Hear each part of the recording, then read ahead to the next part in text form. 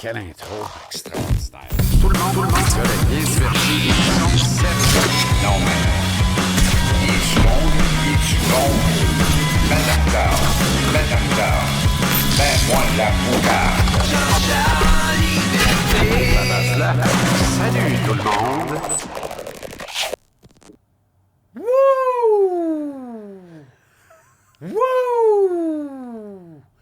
Wouh! Ça me tentait. C'est la dernière déjà de la saison 1, épisode 95, au quotidien de Jean-Charles en liberté.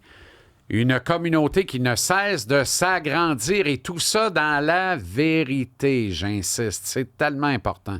Moi, quand je vois des épisodes dropper en ligne à 4 heures dans la nuit, puis à 6 heures, il y a 10 000 écoutes, paraît que ça coûte 100 € acheter 10 000 views. Il paraît. Quelqu'un m'a raconté ça. Est-ce que quelqu'un s'achèterait des views? Pas moi! Pas nous. Nous, c'est du vrai. La preuve? Demandez à tous ceux qui font 10 000 views de publier leur taux de rétention. Pendant combien de minutes les gens écoutent? Généralement, là, on est largement sous le 1 minute de temps d'écoute. C'est sûr, quand c'est un algorithme qui pine des views qui ne sont pas des vrais views, on ne reste pas là longtemps. On reste là 3-4 secondes. Le view est enregistré. Bing. Ça se fait tout seul.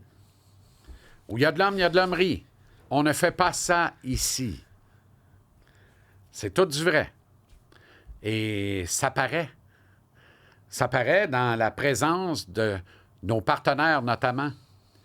L'Association des concessionnaires Ford du Québec, avant le premier épisode, a dit « On y croit, puis on embarque, on est là. » Parce qu'ils travaillent fort d'un coin. Puis on s'est reconnu parce que j'ai la modeste impression de faire pareil.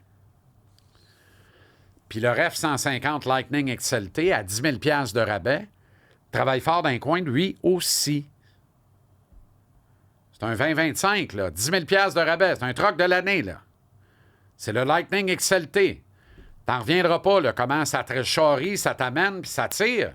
Ça tire ce que tu veux tirer. Ça tire ce qu'un F-150 tire normalement. En version Lightning. Travaille fort d'un coin. Va voir un des 84 détaillants Ford du Québec et fais-en l'essai. Puis redonne-moi-en des nouvelles. Tu me diras comment ça a été. Tu vas voir que c'est pas mal trippant. Merci d'être là sur notre chaîne YouTube, notre chaîne Spotify, donc, et d'être là pour vrai, puis de communiquer tes états d'âme. On n'est pas toujours d'accord, puis avec certains d'entre toi, on n'est jamais d'accord, mais t'es là pareil, puis tu débats, puis j'aime ça. J'ai du respect pour ça, vraiment. Les épisodes sont gratuits sur YouTube, sur Spotify, sur Cube également. Merci d'être abonné, d'aimer et de partager sur nos réseaux sociaux, Facebook, Instagram, TikTok, Twitter X. T'es bien blood d'être là, vraiment. Puis de le faire découvrir à toute ta belle gang. Puis c'est comme ça que la famille s'agrandit. C'est comme ça qu'on devient quelque chose comme un petit média le fun qui se tient debout, puis qui se parle dans le nez, puis qui se donne du contenu, puis qui a du plaisir. Merci aux distingués membres de l'équipe première dans le vestiaire qui est admissible via leschums.com. Joueur régulier, 7,50 $ par mois. Adjoint au capitaine, 10 $ par mois. Capitaine, 12,50 $ par mois. Je vous croise là, pour la série qui commence lundi, mise en ligne ici, qui s'appelle Culture physique. On tourne ça devant le public. Et plusieurs membres du vestiaire sont déjà passés après 2 tournages et continuent de prévoir leur visite au cours des 10 qui restent à faire dans le prochain mois.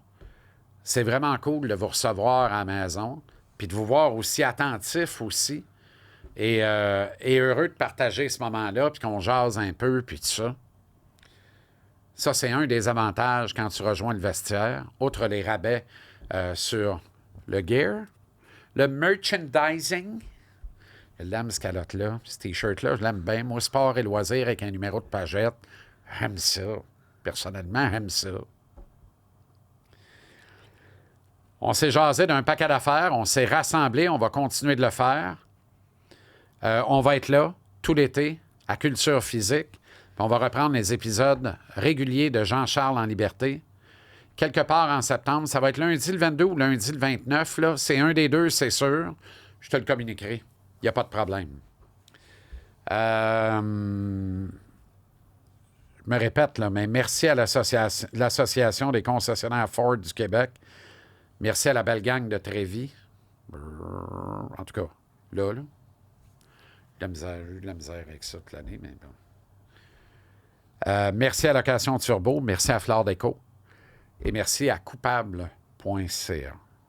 C'est ça qu'on est, des coupables. On est coupable de quoi? D'être dans le plaisir, puis d'être dans la vérité. C'est ça qu'on veut, c'est ça qu'on aime. Puis à 11 minutes de temps d'écoute moyen pour du vidéo en ligne,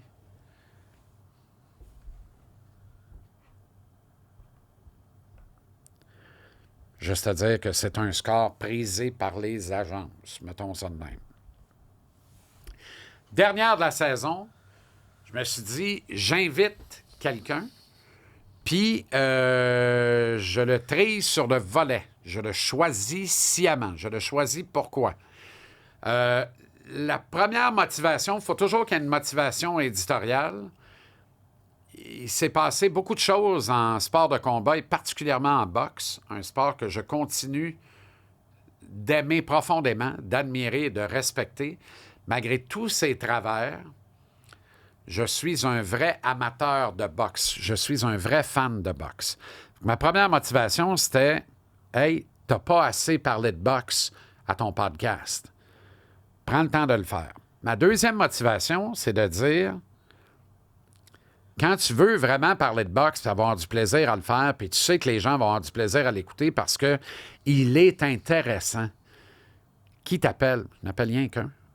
Je n'appelle rien qu'un. Toujours le même. Troisième motivation, qui plus est, il est devenu un ami sincère que j'aime énormément. Quatrième motivation, il va de moyenne nouvelle en mauvaise nouvelle, en des fois une bonne nouvelle, mais plus souvent des moyennes nouvelles ou des mauvaises nouvelles. Bien là, il y a une bonne nouvelle parce que il va passer un bout de demi-heure avec nous autres. Puis j'espère, sincèrement, que dans ce qui s'en vient dans les prochains mois, voire la prochaine année, bien, il aura, je vais le dire comme ça, là, il aura son espace ou sa chambre dans notre motel balado. Oh oh! C'est l'Irlandais de Terre-Neuve ou le pasteur Lord Stanley. C'est qui vous voudrez bien qu'il soit, c'est surtout mon ami et le vôtre, Jeff Jeffrey, qui est avec nous pour la dernière de la saison. Comment ça va, mon Jeff? Ça va bien. Merci de m'inviter. Merci d'être là. J'ai pas assez parlé de boxe et je me suis dit, on va en parler, mais on va en parler avec le meilleur, à mon sens. Fait que merci d'être là. Merci. On va commencer par la fin. Jean-Pascal, ton personnage favori dans la boxe, pas ton boxeur favori. Non, mais c'est pas ton boxeur favori, on le sait. Non, écoute, j'avais un tableau de Jean-Pascal avant l'histoire, la mauvaise histoire de 2021. Je ne veux pas agrandir le couteau d'emploi qui avait déjà été fait. Si on considère que le nombre de boxeurs finissent leur carrière avec des combats safe, des combats qui sont pas dangereux, avec des adversaires qu'on essaye de vendre comme des monstres, comme Jake Paul avec Julio César Chavez Jr. en fin de semaine aussi, qui était la même date que Jean-Pascal. Jean-Pascal est sorti avec un vrai adversaire. Ça n'a pas été de son sens, mais il a essayé contre un vrai adversaire. Puis ça, il faut que je le dise, j'ai collé autant le bon que le mauvais avec Jean. Ça n'a pas fait l'affaire de tout le monde, c'est bien correct de même. Tout le monde a le droit de s'exprimer, comme tu l'as dit. Mais il est sorti sur son bouclier. Ça, je respecte ça. Il a essayé. Quand bien du monde, il n'aurait même jamais le courage d'embarquer dans le ring. Est-ce que dans l'histoire de la boxe au Québec, Jean-Pascal est le boxeur qu'on se souviendra comme étant celui qui a le plus accepté n'importe quel défi, qui ne s'est jamais défilé devant aucun défi? Tu sais, j'ai envie de parler d'Arturo Gatti quand je dis ça aussi, là, parce que Thunder a ramassé tout ce qui grouillait tout le temps. Mais Thunder avait des bonnes raisons monétaires de le faire à l'époque, puis je veux absolument rien lui enlever, là. Il y avait de bonnes raisons.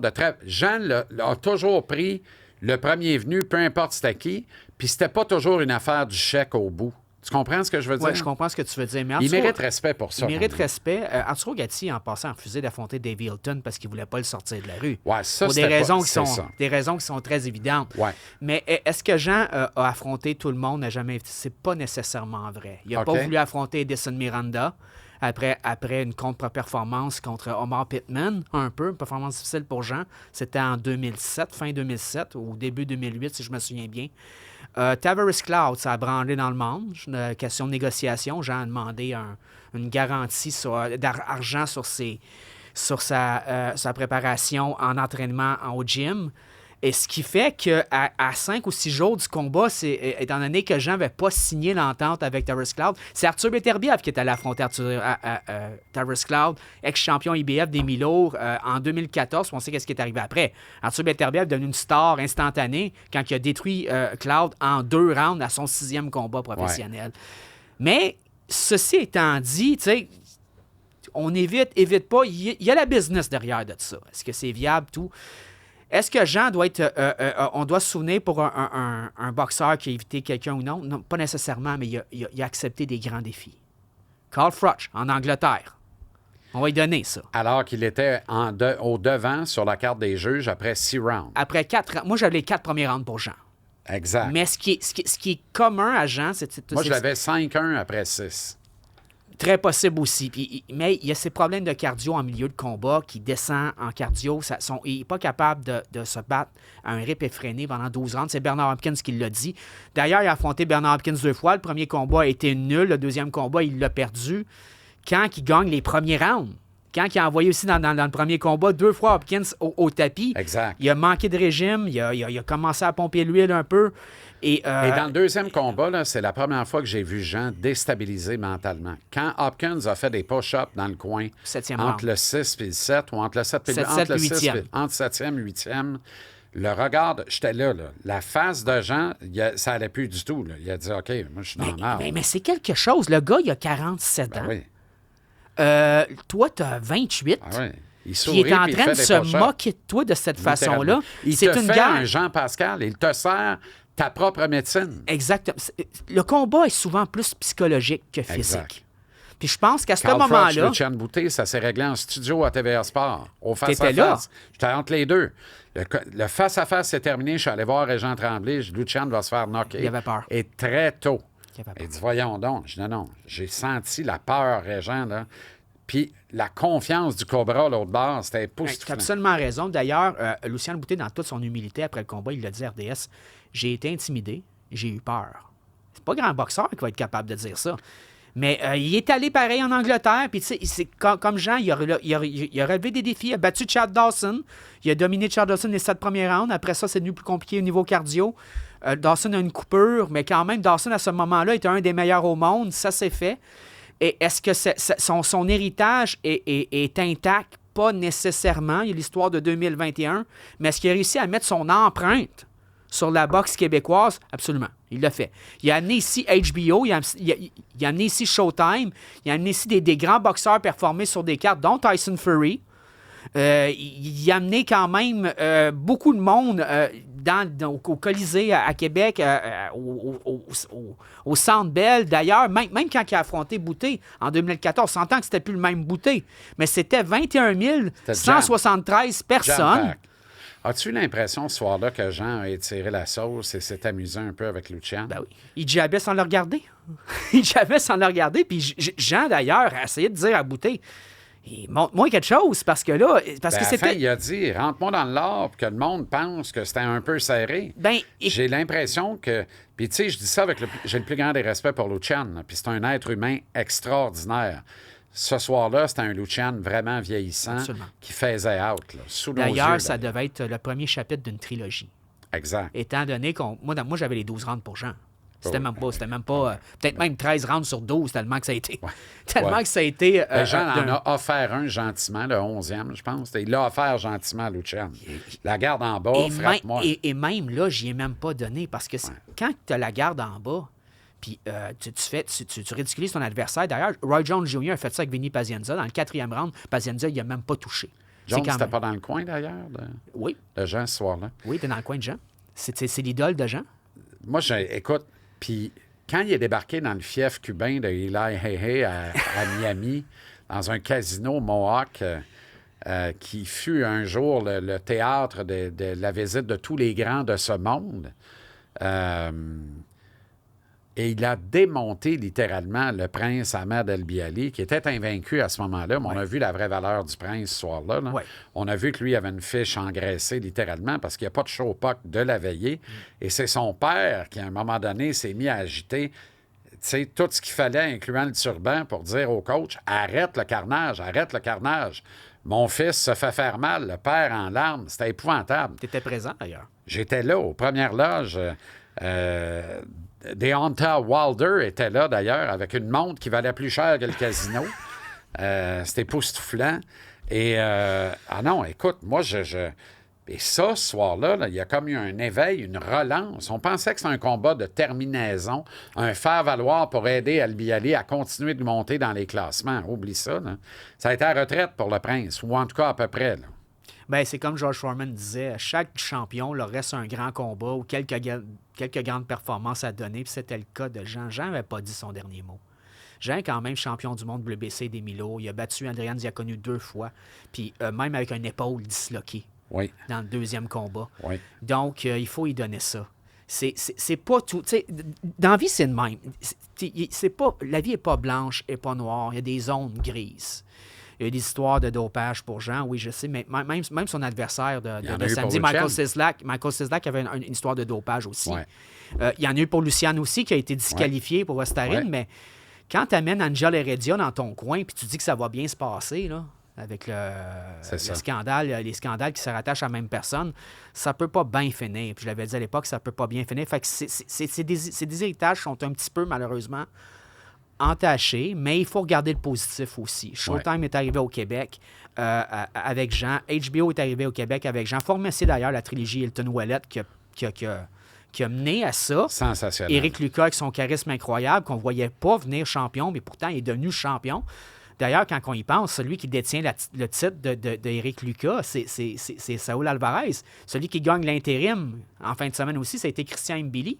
Donc, si Saúl Alvarez abandonne son titre, Christian Mbili va pouvoir ramener la ceinture de WBC des super moyens au Québec, qu'on s'est fait voler en 2003 en Allemagne, dans le fameux ou infamous vol allemand contre Marcus Bayer. Donc, il faut regarder le positif et le négatif. Il y a beaucoup de positifs dans Jean, dans ce qu'il a été capable d'amener à la boxe québécoise. Tu parles d'Mbili, c'était mon prochain sujet.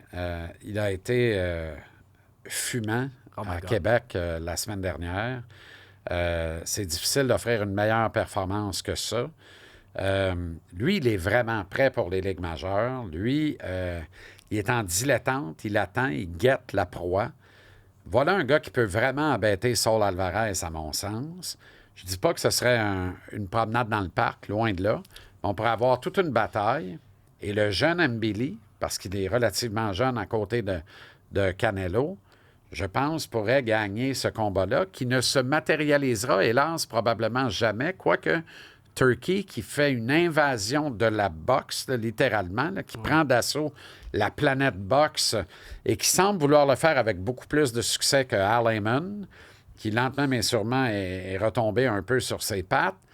C'est quoi la suite pour Mbili? Moi, je vais te dire, je vais choquer peut-être le monde très rapidement. Moi, je pense qu'Mbili détruirait Saúl Alvarez dans 3 rounds. Surtout le Saúl Alvarez que j'ai vu contre William Skull, le dernier combat. Il a envoyé 152 coups. Les deux boxeurs ensemble ont envoyé 445 coups en 12 rounds. C'est le combat de 12 rounds, le championnat, qui a le moins de coups lancés dans l'histoire de la boxe. Alvarez, à cette heure, marche vers son adversaire et il fait l'erreur d'amener son pied arrière avant son pied avant. Donc, s'il se fait frapper, il va être totalement hors balance. Puis Mbili a 29 victoires, aucune défaite, 24 knockouts. C'est un matraqueur. On l'a vu contre Maciel Suzuki. C'est pas l'adversaire idéal que je voulais pour Mbili, mais même à ça, il l'a détruit en 2 minutes 28 secondes. Ça, c'est 1 seconde de plus que Mike Tyson contre Alex the Destroyer Stewart en 1990. Puis Mbili et Tyson ont des styles similaires. Si Mbili t'amène d'un câble, puis je pense pas qu'Alvarez serait capable de repousser d'un câble, il va t'abattre. D'ailleurs, Mbili est tellement rendu à une bonne position, selon moi. C'est avant le combat, dans un tweet de Turki Alakshik, il dit « Voici la liste des boxeurs que je veux dans ma prochaine carte en septembre 2025. » Le premier nom, c'était Christian Mbili. Donc, ça dit à quel point que... Écoute, c'est Emmanuel Stewart qui l'a dit, l'entraîneur, l'ex-entraîneur de Vladimir Klitschko, Adonis Stevenson, Lennox Lewis, Thomas de Hitman Hearns, le Motor City Cobra. Il a dit ce qui vend dans la boxe, c'est les knockouts. Mbili est rendu là. Et voilà pourquoi il ne devait pas s'attarder à Québec, parce que ça se peut qu'il se rebatte très rapidement. Alors, s'il avait été entraîné dans une longue et éreintante, épuisante bagarre, ça aurait compromis peut-être un combat millionnaire aux Émirats quelque part en septembre. Alors que là, tout redevient possible. Ouais, mais il n'y avait pas l'adversaire pour que ça dure bien longtemps. Là. 33 victoires, 13 knockouts. Maciel Sulecki, qui a surtout performé dans les 160 livres, a tombé 6 à 7 fois dans sa carrière contre des gars qui sont 160 livres et qui ne punchaient pas tellement fort comme Daniel Jacobs. Oui, Daniel Jacobs punchait quand même pas pire, mais Demetrius Andrade punchait pas très fort. Donc, il n'y avait pas la puissance pour pousser Christian Mbili. Christian Mbili est rendu vraiment dans une bonne position. J'aimerais ça le voir contre Callum Plant. J'aimerais ça le voir contre Olis Iglesias, qui est dans la même écurie que The Eye of the Tiger. Est-ce qu'on va finir par voir ça un jour? Moi, je l'avais interviewé quand j'avais fait la description des combats qu'Anthony Marcotte, puis j'avais demandé, moi, je suis allé dans la question directe. Question qu'on ne veut pas poser là-bas, dans cette écurie-là. Est-ce que tu veux affronter la tornade cubaine Olis Iglesias? Christian Mbili dit oui, je veux l'affronter. Est-ce que Camille Stéphane va laisser faire ça? Je crois pas, parce qu'il est en bonne position avec les deux boxeurs. Il y a un potentiel inouï avec les deux. Exactement. Mais à sa place, on ferait probablement la même affaire. Mais quand je parle à des fans aux États-Unis, des amis en Suède, en Irlande, en Angleterre, c'est le combat qu'ils veulent. Qui est le plus beau prospect actuellement au Québec? Oh mon Dieu, il y en a tellement des bons. Wilkins Mathieu en est un très bon. Christopher Guerrero en est un très bon aussi. Et là, Léla Baudouin vient de se positionner. La Louve de Témiscouata, que j'aime l'appeler, The Wolf Girl of Témiscouata. Et elle a détruit Elam Mekaled. Puis en 6 rounds, dans un combat que je m'attendais, ça allait être d'un bord comme de l'autre. Si Léla offrait une performance parfaite, elle aurait peut-être gagné, mais très serrée. Léla a passé dessus comme un troc. Puis ça moi, c'est le combat qui m'a le plus impressionné en fin de semaine. Elle s'est positionnée dans une boxeuse que tu dis, peut-être pas, on ne sait pas. Puis là, elle est rendue dans l'élite avec une performance vraiment sans faille. Mais là, tu n'as pas nommé Iglesias, puis tu n'as pas nommé Mbili. Pour moi, ce ne sont pas des prospects. Pour moi, ce sont déjà des champions, des aspirants sérieux. Okay. Ça va être une question en dedans de 2 ans qu'ils vont être champions du monde. Christian Mbili, ce n'est une question de temps. Alvarez ne voudra jamais affronter un gars de même. Il ne voudra jamais affronter aussi un gars comme Olis Iglesias. Il cherche des défis comme Terence Crawford. Il le fait monter de 2 classes de poids. Aucun sens. Avec une clause que tu n'as pas le droit de te réhydrater. Puis même à ça, il a fait ça aussi avec Jermall Charlo. Puis il y a quand même des performances, Alvarez, coup-ci, coup-ça. Mais comment t'expliques que les gens continuent de regarder et qu'une faction continue d'acclamer un gars de même? Je pense que les gens aiment détester plus qu'aimer dans la boxe d'aujourd'hui. Je pense qu'on est rendu là. Il n'y a plus vraiment de héros. On aime voir les gens qu'on déteste tomber. Que ce soit Jake Paul. Il y a beaucoup de monde qui détestait Jean-Pascal aussi. Qui sont est-ce que quelqu'un va faire tomber Jake Paul ou il va s'assurer de jamais tomber? Il va s'assurer de jamais tomber. Parce qu'on a toujours l'impression que c'est arrangé avec le gars des vues. D'ailleurs, ça devient de plus en plus gênant. C'est drôle que tu as dit ça parce que lui, il disait « haters gonna hate ». Ouais. Mais le lendemain de sa victoire, qu'on voit que c'est des combats totalement fixés, comme Vladimir Klitschko contre Tyson Fury, quand Klitschko a saboté, a rien envoyé comme coup. Il a envoyé 5 mains droites puis 9 crochets de gauche en combat en 2015 contre Gypsy King. Là, on a vu que... Un autre de tes favoris. Un autre... ça, c'est des boxeurs que tu as aimés, que tu n'as pas aimés, que je critique en quelque part. Ouais. Non, mais c'est ça m'a toujours amusé. C'est pas moi qui se déguisait. Moi, j'adore le Gypsy King, puis j'adore Jean-Pascal. Il est coloré. Il est coloré. Il est très coloré. Il laisse personne... Il est théâtral. Théâtral, oui. Même. Mais... Louis César Chavez contre Jake Paul en fin de semaine a envoyé 2 coups dans le 3e round. Ça, c'est pas mal honte. C'est pas mal le bout de la honte. Exactement. À peu près 40 coups en 7 rounds. C'est Tyson.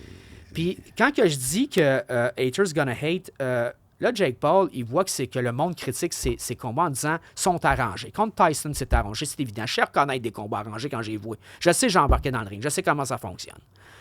Mais là, Jake Paul a dit « Là, je vais poursuivre tout le monde qui ont dit que mes combats sont arrangés. » Si ça dérange à ce point-là, c'est en quelque part, il y a une pointe de Ben, vérité. Effectivement. Sinon, ça ne te dérangerait pas. Les gens, laisse-les Effectivement. parler. Parce que, dans le fond, tu ne fais de la publicité, que tu maïsses ou non. Les gens aiment haïr, comme que je dis, plus qu'aimer aujourd'hui.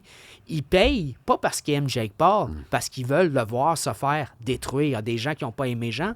Il y a des gens qui n'ont pas aimé Tyson Fury, puis qui ont payé pour qu'il se fasse dominer par Alexander Usyk. Mais oui, la boxe est malade comme ça. Je pense que les gens sont vraiment rendus dysfonctionnels au niveau...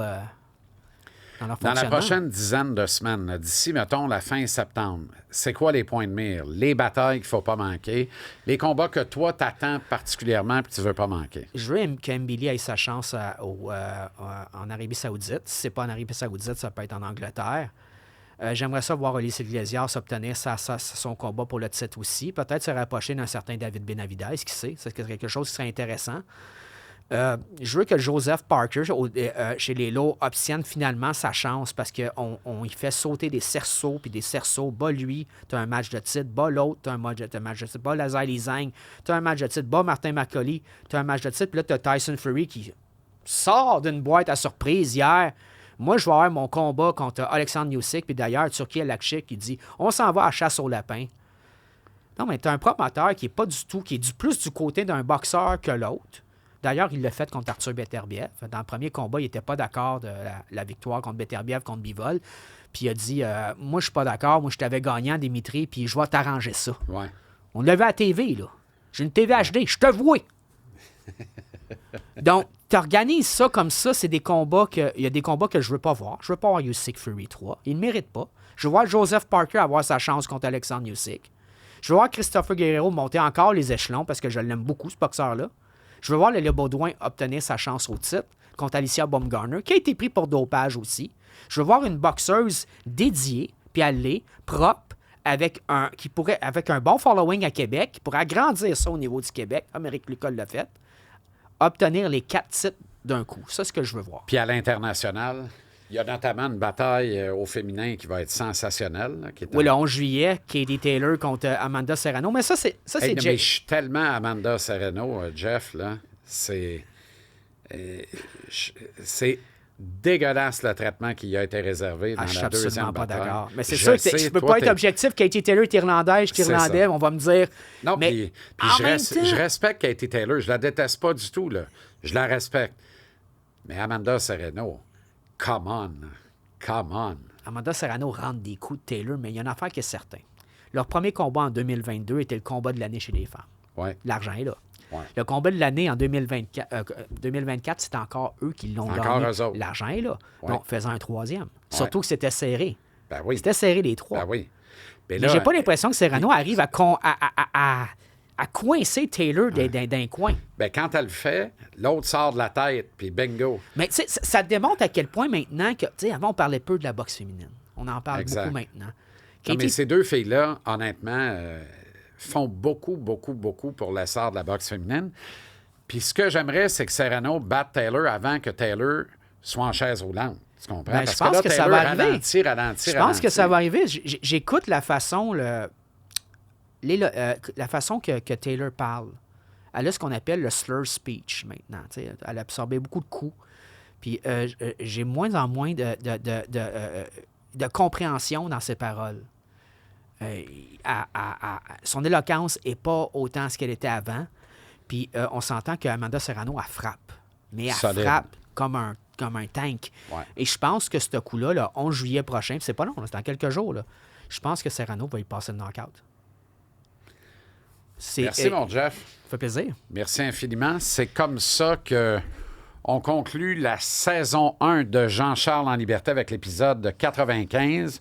Je te rappelle que jusqu'au 31 juillet, tu peux profiter de l'offre de location à 0 comptant, 0 $ sur le Mustang Mach-E 100% électrique, 100% adrénaline, valeur au livre 53 561 $ par mois sur 60 mois, donc 5 ans.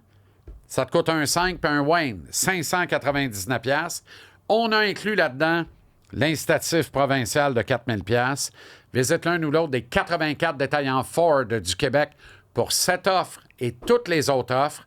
Ford.ca/JC en liberté, Ford.ca JC en liberté pour tous les détails. On reprend la quotidienne Jean-Charles en liberté sur le rythme de l'actualité pour ton heure de lunch qui a du punch. Quelque part, un de ces lundis 22 ou 29 septembre prochain. Dès ce lundi, la série de grandes conversations culture physique commence. Notre premier invité avec qui on passe toute la semaine prochaine est Biz de Loco Locas. Des confidences exclusives, uniques, des moments drôles et aussi émotifs. Tu veux pas manquer ça. Ça commence avec Biz. On va converger jusqu'à Patrick Huard à travers Ludivine Redding, Mariana Mazza, Éric Lapointe, Daniel Boucher, Jeff Boudreau, Hugo Giroux, Ricardo Troggi. Plein d'invités comme ça. À chaque semaine, un invité par semaine. Et ça commence ce lundi, donc le 7 juillet. Merci bien gros d'avoir été là. Merci à toute l'équipe. Merci à toi. Merci à toi. Surtout, merci à toi. Merci à la belle gang du vestiaire sur leschums.com. On garde la conversation sportive vivifiante et vivante. C'est ce qui nous tient debout dans ce monde pas commode. Bien heureux de faire route avec vous autres. Merci bien gros, je vous ai dans le cœur. Et à lundi avec Biz.